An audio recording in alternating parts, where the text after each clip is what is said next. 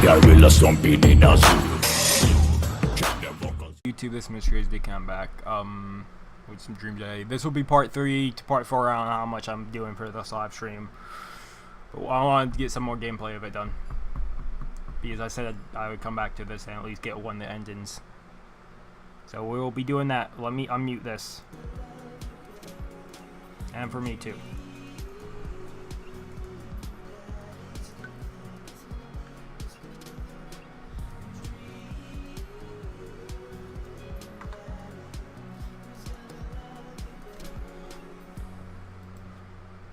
Okay, let me open up Volume Mixer real quick.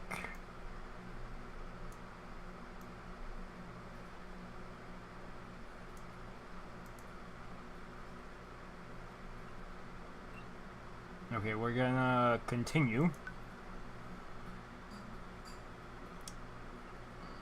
I haven't touched this game in almost a year, so we'll be continuing.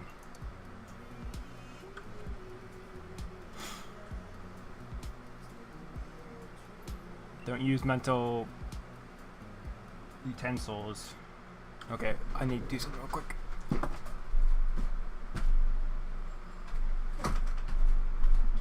I need to close my door. We have cereal for breakfast and spend the morning putting together furniture. Amanda is much better at interpreting the tiny manuals. We're able to put together a few shelves and one desk. I'll say right now I'm a slow reader, so this might take some more time. But I'm also pretty sure it was supposed to be a bookshelf. So, you excited for the cookout today? Excited to beef up my grilling skills. I'll see this as literally an opportunity. If I can snake some hot grill tips, I think we can consider it a success. Don't you want to meet some of the people in the neighborhood? I looked at my thumbnails for these, part 1 and part 2. I don't think I have the stuff to make the thumbnails anymore. I'm going to have to go through and remake them entirely. Because I put some work into them. I'll probably end up standing uncomfortably in the corner with a plate of food. And I hope nobody talks to me. Dad, you're a beautiful work in progress. We will get the butterfly to emerge from the cocoon. The social butterfly. Well, we better start getting ready. We definitely don't want to be late. What? No, we have to be fashionably late. Who shows up at a cookout on time? You know what? We're going early, just because you said that.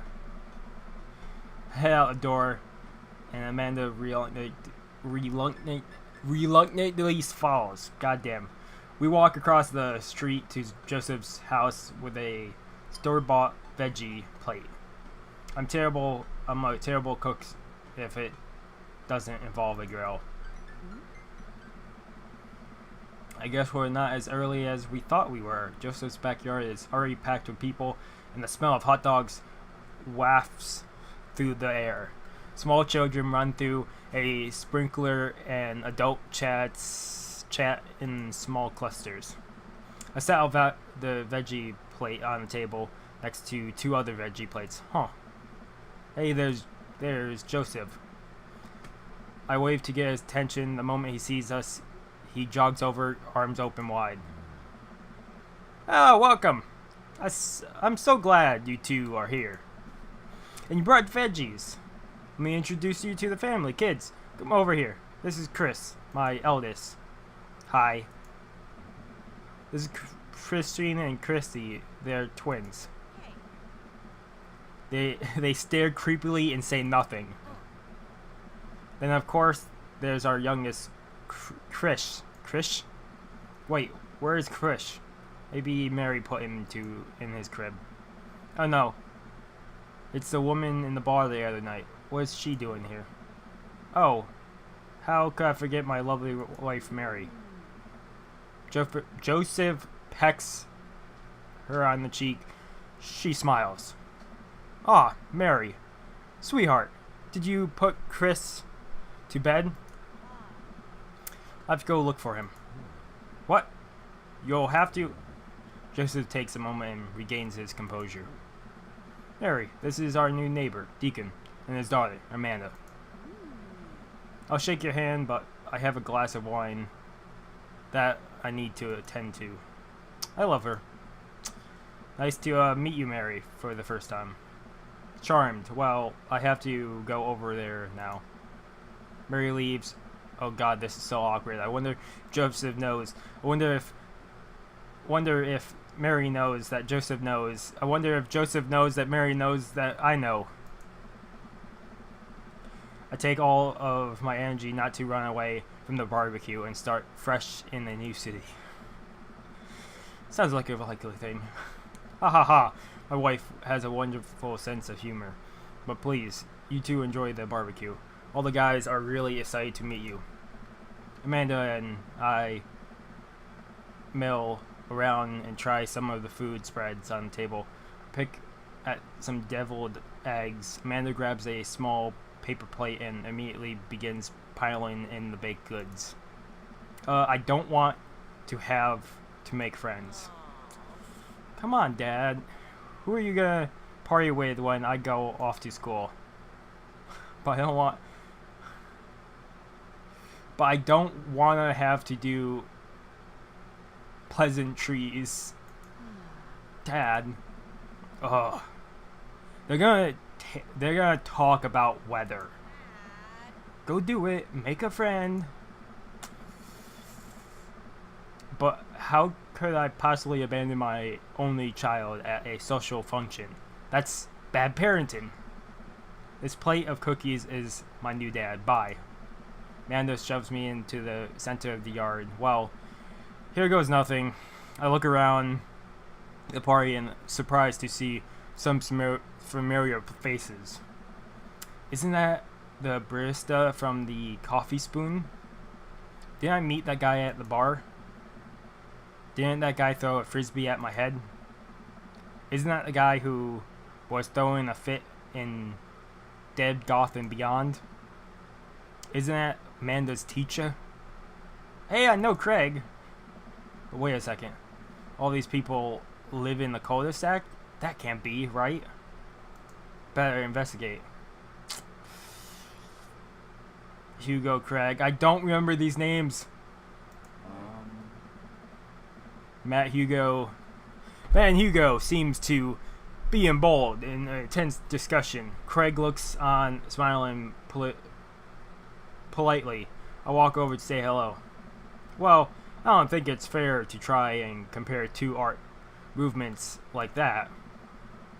Periods in art only exist because they're a unique byproduct of the social and political climate of a time and place. And to try to take... Also, I'm sorry for the fan. You will definitely be hearing in the background, but it's very hot in my room. And it's hot outside, so this is the only thing keeping me cool right now. Try to take something like, say, the Rothko period, and compare it to postmodernists in America. You're completely disregarding the content in which a work of art is created. Matt and Hugo seem to be busy talking that they don't notice me. Craig leans in. Dude, I have no idea what's happening. I'm gonna listen into them. Hugo. Oh. That's kind of comparison just eliminates the reason art movements are so important in the first place. You're not wrong, but I think there's no harm comparing one work of art to another. You could definitely say one painting is better than another if you're evaluating technical skills from a purely formless standpoint. If I show you a Matisse and then something by the Dutch masters, which one would you say shows more technical prowess? I'm so lost right now. I shoot a worried glance over to Craig, who returns it.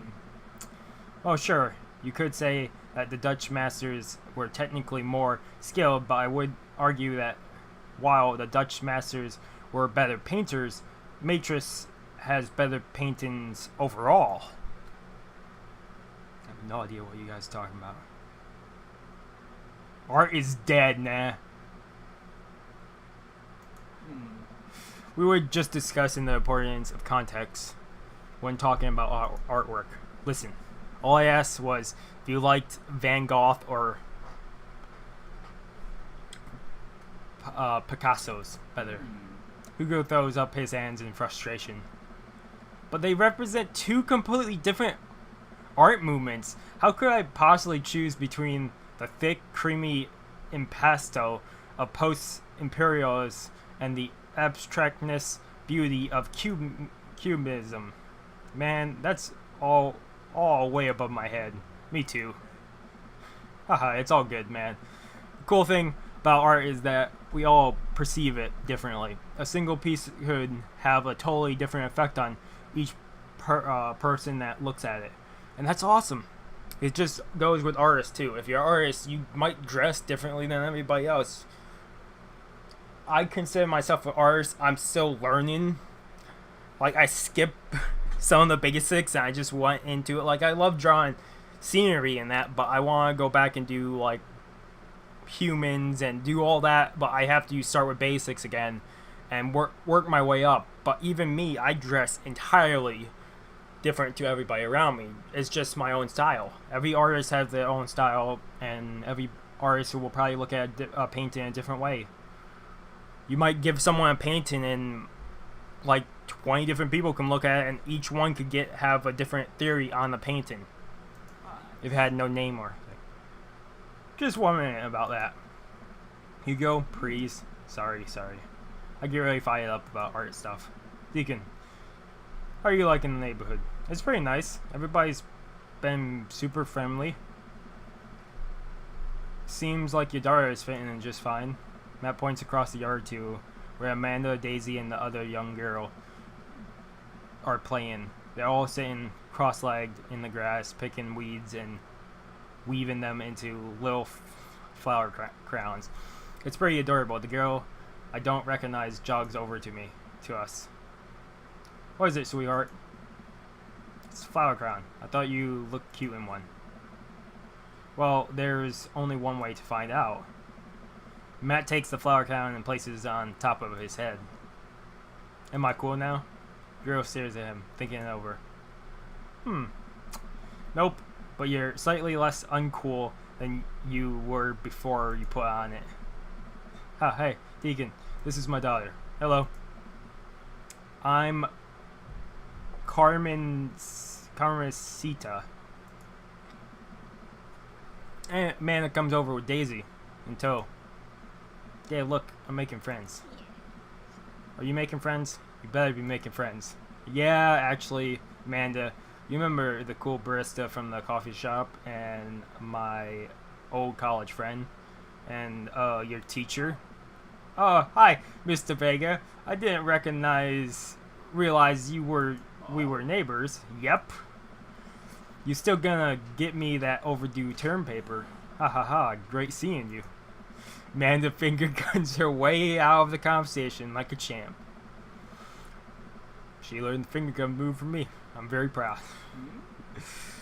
Oh, this game fills me with joy. I can't believe I stopped playing this. She's definitely a charmer. Speaking of which, where did my son go? Hugo looks around the party. Finally spot him because his eyes go wide. Ernest Hemingway Vega. Are you smoking?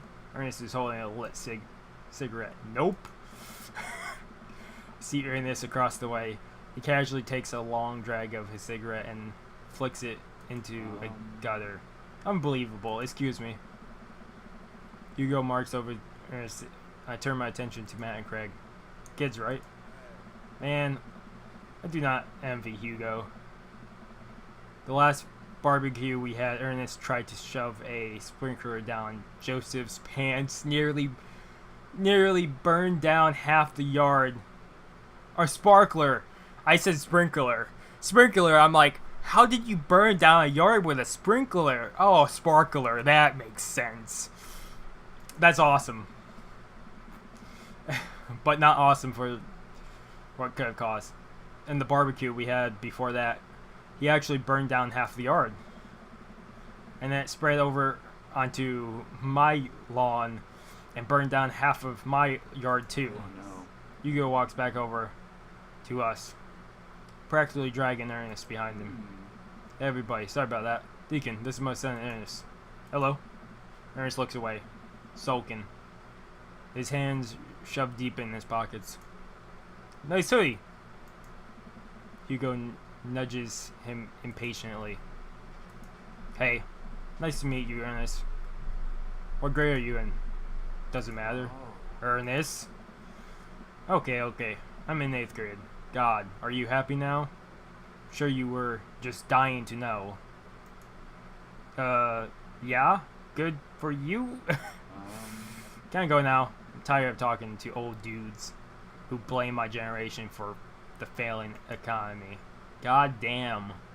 Ouch. Ernest! Oh yeah, because I'm totally embarrassing you. Ernest put earbuds in and storms off to stand in the corner. Well, that was certainly something. He seems nice.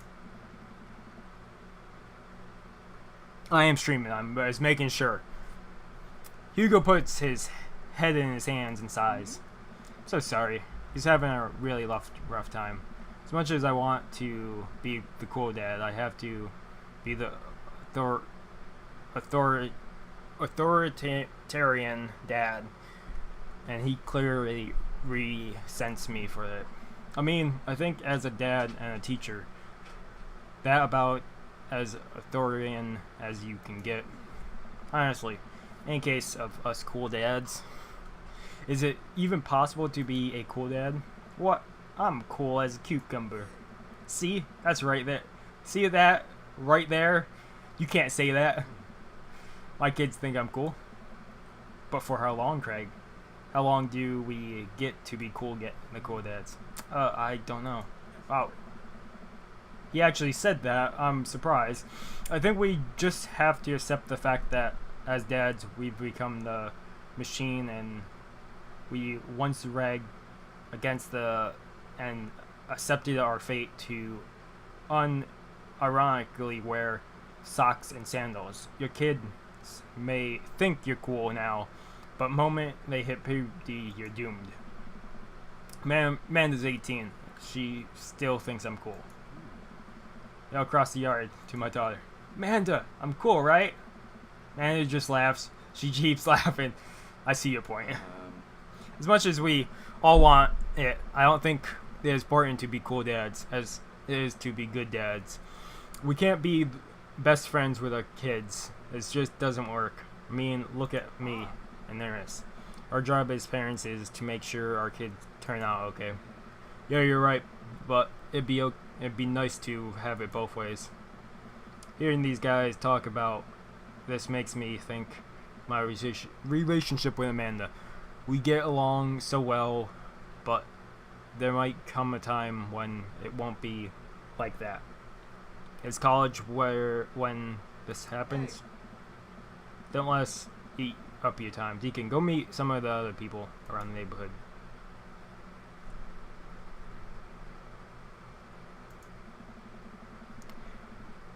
A glance across the yard, Robert and Brian chatting over drinks. Man, I don't think I want to deal with being one-upped by Brian or whatever happened with Robert last night. Brian and Matt are the two I might be going after. Oh no, they caught me staring. Oh no, Brian's waving me over. Shoot. I flash a smile and walk over to them. Hey, guys? Deacon. How the heck are you? How the heck are y'all? Settling into the neighborhood, alright? You betcha. Got a living room in order at least. That's great to hear. I've been doing some living room work as well. Finally got a 50-inch in there. The game looks great in high def. That's incredible. Oh boy. Deacon, have you met Robert yet? Yeah, we have met. Robert regards me over his whiskey. Good seeing you again. We were just talking about my most recent camping trip. Spent a night out in the woods with Daisy and Maxwell. She's definitely an outdoorsy one. Even caught her first fish. Maxwell is the dog's name, right? It's been a long time. It's good to see you talking about taking your daughter out like that.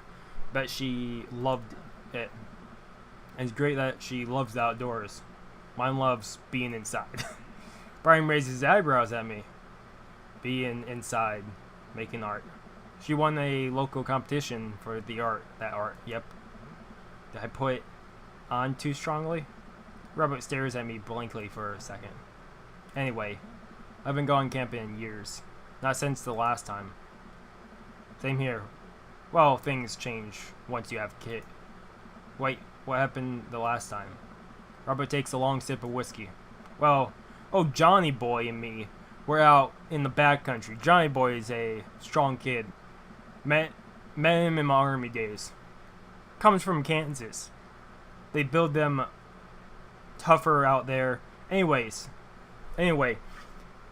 things go south pretty quick. Johnny Boy breaks his ankle when the rope bridge snaps. You could see the bone popping out through his skin. Johnny Boy is screaming now, crying out for his mama. Losing blood. We're 2 days out from the next living soul, and here I am with my dear best friend bleeding out in front of me. I'm able to dress the wound, but now I got a fireman carry, 6 foot, 180 pound man. That would have been me a year ago. No, 2 years ago. I was staying at 180 pounds for the longest time. I'm 6'2", but now I'm up to 215. I'm trying to drop it back down. But if I'm working out, I can probably turn the fat into muscle. Over some of the toughest terrain I've ever been in. I won't lie to you. There were moments during those 2 days when I thought about leaving old Johnny Boy, but you build a bond with your brothers in arms, and that bond never breaks. I got the boy back to civilization, but I lost some of me out there. I guess that's camping for ya. Brian and I stare in disbelief. Robert takes a long sip of whiskey. He better not say he's just fucking with us.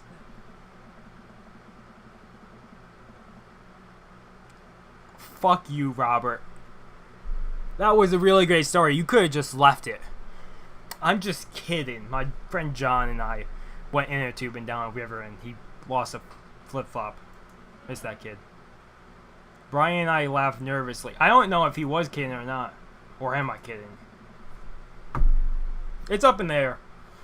Brian and I tense up again. I'm kidding. Phew.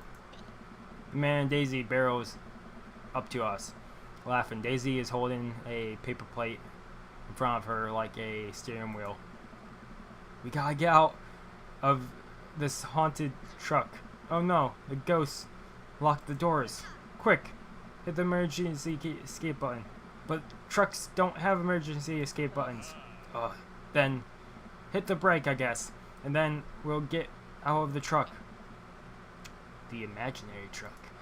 Anyway, we're safe from the ghosts. But how will we ever survive the Arctic tundra? Daisy, you might have to eat me. Are you prepared to do that? I'm prepared to do anything to survive. That's cold blood. I like it. Although I'm not so sure I have the materials required to properly cook you. You know, that reminds me of the last time I went skiing. Robert? Wait a second. Are you guys playing Long Haul Ice Road Paranormal Ghost Truckers? Yeah. Amanda and I love that show.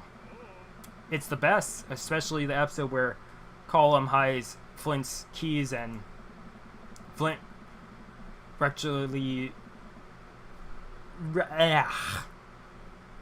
Retaliates by breaking an ancient cursed urn and sending the spirit after him. Yeah, such quality relative reality television. I'm sweating. This fan is on low so you guys can hear it a tiny bit.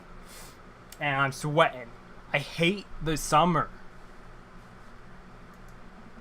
I don't watch a whole lot of television, but I do enjoy that show. That and the war documentaries. Alright, Daisy. I found us a couple bugs. They're gonna make a great meal. Lots of protein. Gotta keep us from starving out here in the harsh, icy wasteland. But there's a hole over there. Daisy, it's a game. We're playing Pretend. It's what kids do. Live low. Amanda gives Daisy a handful of gummy worms and from the snack table. They eat them and with mock disgust. Let's go find kindling for a fire. Okay. But not actual fire. Because we're playing pretend. Now you get in it. Daisy and Amanda's run off. What a cute couple of kids. Man, I've never seen her get along with anyone so quick. I guess Amanda just sort of has a way with kids. That's kind of amazing. Daisy doesn't really get along with kids her age. It's nice that he's not trying to one-up me this time. Maybe we can have a regular friendship after all. How long have we been going? 26 minutes? Not too bad. Really? She just kind of keeps to herself. Her teachers says she spends every recess in the library. I think the other kids are intimidated by her intelligence. Oh, that sucks. There it is. I wouldn't worry about it too much. Amanda was shy at Daisy's age, too. She used to have a habit of crawling under the tables and crying every time we took her to a restaurant. She bit people, too. Oh ho ho. Kids, right? Gotta love them. You're required to by law. I hear that. Well, since they're getting along so well, maybe we should try to put together a little play date for them. They do seem to get along really well, but the thought of continuously hearing all about Brian's accomplishments is rough. Nah. Yeah, that'd be nice. Well, I don't want to take up too much time. Go meet some of the other fellas. We're almost done with this party.